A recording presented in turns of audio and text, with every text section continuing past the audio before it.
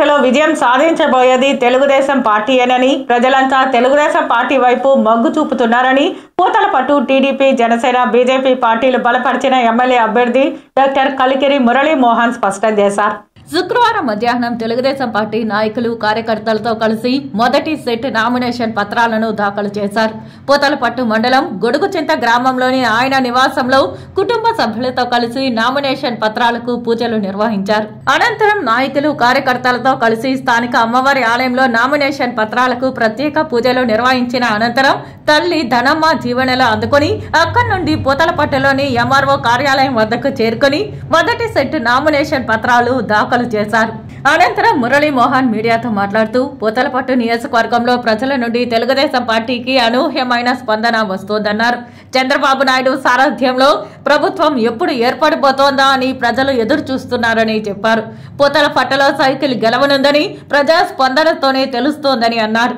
ఎన్నికలు దగ్గర పడుతున్నాయని ప్రతి ఒక్కరూ ఆలోచించి ఓటు వేయాలని కోరారు. ఒక మంచి ప్రభుత్వం లేకుంటే ప్రజలు ఎలా ఇబ్బంది పడతారో అనేది వైసీపీ పాలనతో అర్థమైందని అన్నారు.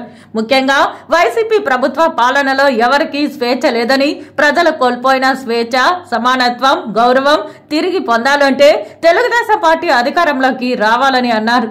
నేను గెలిచిన వెంటనే ఎమ్మెల్యే అంటే ఇలా ఉండాలని నిరూపిస్తానని తెలియజేశారు. ఇక్కడ పనిచేసిన ఎమ్మెల్యేలు వేల కోట్ల రూపాయలు ఆర్జించి అసెంబ్లీలో ప్రజల ప్రస్తావన ఒక్కసారి కూడా తీసుకురాలేదని విమర్శించారు.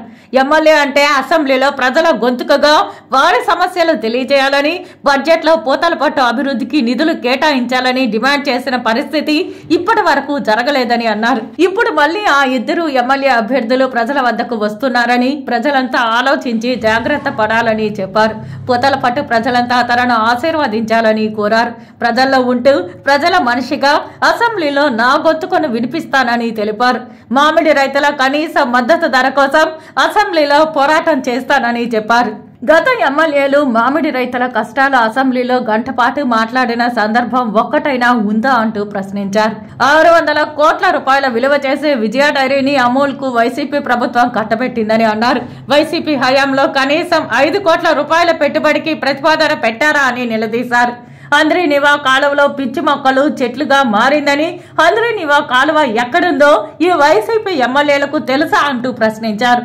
నేను ఎమ్మెల్యే అయితే ప్రజా సేవకుడిగా పనిచేస్తానని అన్నారు. నాకు పూతలపట్టు ప్రజలు నాకు ఒక్క అవకాశం ఇవ్వాలని ప్రజలకు మురళీ మోహన్ విజ్ఞప్తి చేశారు. ఉమ్మడి అభ్యర్థిగా తెలుగుదేశం పార్టీ నుంచి నేను నామినేషన్ దాఖలు చేయడం జరిగింది. 3 పార్టీల సహకారంతో ఇంతకాలం జనంలో నియోజకవర్గం వ్యాప్తంగా కూడా తిరగడం జరిగింది. ఇప్పటి వరకు నియోజకవర్గ వ్యాప్తంగా తిరిగిన సందర్భంలో ప్రజల నుంచి అనూహ్యమైనటువంటి స్పందన లభిస్తోంది. ఎప్పుడు చంద్రబాబు నాయుడు గారి నాయకత్వంలో ప్రభుత్వం ఏర్పడబోతుందా అన్నటువంటి ఆలోచనతో, ఆర్తితో జనం ఎదురు చూస్తున్నారు. ఖచ్చితంగా పూతలపట్టు నియోజకవర్గంలో సైకిల్ గుర్తు గెలవబోతుందన్నటువంటి ధీమాని నాకు ప్రజల నుంచి వస్తున్న స్పందన చూసి అర్థమవుతోంది. ఈరోజు నామినేషన్ దాఖలు చేశాను. మళ్ళీ 22వ తారీఖున మళ్ళీ కూడా నామినేషన్ దాఖలు చేయడం జరుగుతుంది. ఈ సందర్భంగా ప్రజలకి ఒకటే అప్పీల్ చేస్తున్నా, ఎన్నికలు దగ్గర పడుతున్నాయి, ఆలోచించండి. ఒక మంచి ప్రభుత్వం లేకపోతే మనుషులు ఏ విధంగా ఇబ్బంది పడతారని చెప్పడానికి 2019-24 మధ్య కాలమే ఒక జవాబు.